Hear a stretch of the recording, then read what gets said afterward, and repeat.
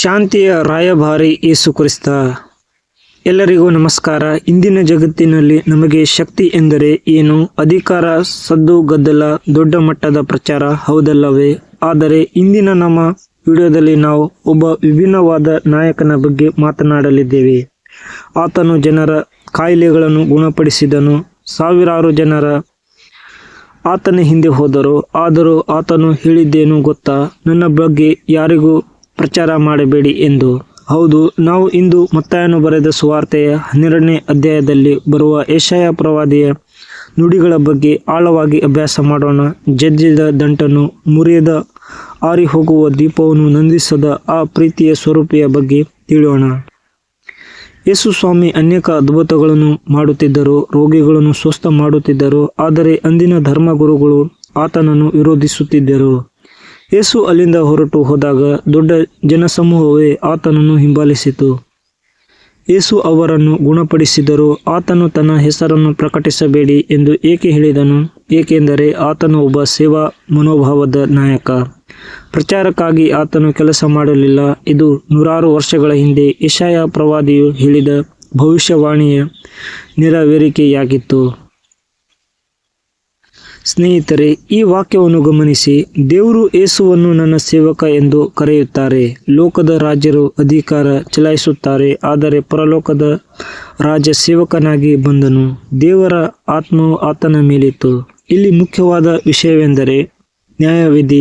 ಯೇಸು ಕೇವಲ ಇಸ್ರಾಯೇಲ್ಯರಿಗಾಗಿ ಮಾತ್ರವಲ್ಲ, ಅನ್ಯ ಜನಗಳಿಗೂ, ಅಂದರೆ ಜಗತ್ತಿನ ಪ್ರತಿಯೊಬ್ಬರಿಗೂ ನ್ಯಾಯವನ್ನು ಮತ್ತು ರಕ್ಷಣೆಯನ್ನು ಸಾರಲು ಬಂದನು. ಆತನ ಪ್ರೀತಿ ಎಲ್ಲರಿಗೂ ಸಮಾನ. ಈಗ ಈ ವಾಕ್ಯವನ್ನು ನೋಡಿ. ಈತನು ಜಗಳವಾಡುವುದಿಲ್ಲ, ಕೂಗಾಡುವುದಿಲ್ಲ, ಬೀದಿಗಳಲ್ಲಿ ಈತನ ಧ್ವನಿಯು ಕೇಳಿಸುವುದಿಲ್ಲ. ಇದು ಇಂದಿನ ಕಾಲಕ್ಕೆ ಎಷ್ಟು ದೊಡ್ಡ ಪಾಠ ಅಲ್ವಾ? ನಮಗೆ ಏನಾದರೂ ಸಾಧಿಸಬೇಕೆಂದರೆ ಕಿರುಚಬೇಕು, ಜಗಳವಾಡಬೇಕು ಅನ್ನೋ ಮನೋಭಾವನೆ ಇದೆ. ಆದರೆ ಯೇಸು ಶಾಂತಿಯ ಮೂಲಕ ಜನರ ಹೃದಯ ಗೆದ್ದರು. ಆತನು ಮೌನವಾಗಿದ್ದರು. ಆತನ ಕೆಲಸಗಳು ಮಾತನಾಡುತ್ತಿದ್ದವು. ಆತನು ಸೌಮ್ಯ ಸ್ವಭಾವದವನು. ನಿಮ್ಮ ಜೀವನದಲ್ಲಿ ಗದ್ದಲವಿದೆ, ಶಾಂತಿಗಾಗಿ ಹಂಬಲಿಸುತ್ತಿದ್ದೀರಾ? ಹಾಗಾದರೆ ಈ ಯೇಸುವಿನ ಹತ್ತಿರ ಬನ್ನಿ. ನನಗೆ ವೈಯಕ್ತಿಕವಾಗಿ ತುಂಬ ಇಷ್ಟವಾದ ಸಾಲುಗಳೆಂದರೆ, ಜಜ್ಜಿದ ದಂಟನ್ನು ಮುರಿದು ಹಾಕದೆಯೂ, ಆರಿ ಹೋಗುತ್ತಿರುವ ದೀಪವನ್ನು ನಂದಿಸದೆಯೂ. ಇದರ ಅರ್ಥವೇನು ಗೊತ್ತಾ? 1. ಜಜ್ಜಿದ ದಂಟು. ನಿಮ್ಮ ಜೀವನದ ಕಷ್ಟಗಳಿಂದ ಜಜ್ಜಿ ಹೋಗಿದೆಯೇ? ಇನ್ನು ನನ್ನ ಜೀವನ ಮುಗಿದೆ ಹೋಯಿತು ಎಂದುಕೊಂಡಿದ್ದೀರಾ? ಯೇಸು ನಿಮ್ಮನ್ನು ಮುರಿದು ಎಸೆಯುವುದಿಲ್ಲ, ಬದಲಾಗಿ ನಿಮ್ಮನ್ನು ಸರಿಪಡಿಸಿ ಬಲಪಡಿಸುತ್ತಾರೆ. ಆರಿ ಹೋಗುವ ದೀಪ, ನಿಮ್ಮಲ್ಲಿರುವ ನಿರೀಕ್ಷೆ ಅಥವಾ ನಂಬಿಕೆಯ ದೀಪ ಆರಿ ಹೋಗುವ ಹಂತದಲ್ಲಿಯೇ ಯೇಸು ಅದನ್ನು ನಂದಿಸುವುದಿಲ್ಲ, ಬದಲಾಗಿ ಪ್ರೀತಿಯ ಎಣ್ಣೆಯನ್ನು ಹೊಯ್ದು ಅದು ಪ್ರಕಾಶಿಸುವಂತೆ ಮಾಡುತ್ತಾರೆ. ಆತನು ದಯಾಮಯಿ. ನೀವು ಎಷ್ಟೇ ಪಾಪದಲ್ಲಿದ್ದರೂ ಅಥವಾ ಸೋತಿದ್ದರೂ ಆತನು ನಿಮ್ಮನ್ನು ಕೈ ಬಿಡುವುದಿಲ್ಲ.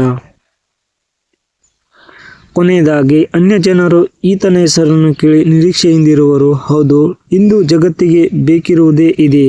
ನಿರೀಕ್ಷೆ ಹಣ, ಆಸ್ತಿ ಕೊಡದ ನೆಮ್ಮದಿಯನ್ನು ಯೇಸುವಿನ ಹೆಸರು ನೀಡುತ್ತದೆ. ಸ್ನೇಹಿತರೆ, ನಿಮ್ಮ ಜೀವನದ ಹೋರಾಟಗಳಲ್ಲಿ ನೀವು ಒಬ್ಬಂಟಿಯಿಲ್ಲ.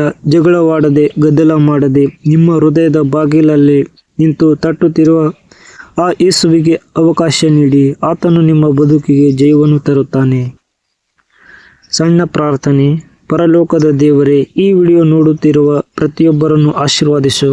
ಜಜ್ಜಿದ ದಂಟಿನಂತಿರುವವರನ್ನು ಬಲಪಡಿಸು. ನಿನ್ನ ವಿಶ್ರಾಂತಿ ಎಲ್ಲರಿಗೂ ಸಿಗಲಿ. ಆಮೀನ್. ಈ ವಿಡಿಯೋ ನಿಮಗೆ ಇಷ್ಟವಾದರೆ ಲೈಕ್ ಮಾಡಿ, ನಿಮ್ಮ ಸ್ನೇಹಿತರೊಂದಿಗೆ ಹಂಚಿಕೊಳ್ಳಿ. ಇಂಥ ಮತ್ತಷ್ಟು ಆಧ್ಯಾತ್ಮಿಕ ವಿಷಯಗಳಿಗಾಗಿ ನಮ್ಮ ಚಾನಲ್ಗೆ ಸಬ್ಸ್ಕ್ರೈಬ್ ಮಾಡಿ. ವಂದನೆಗಳು.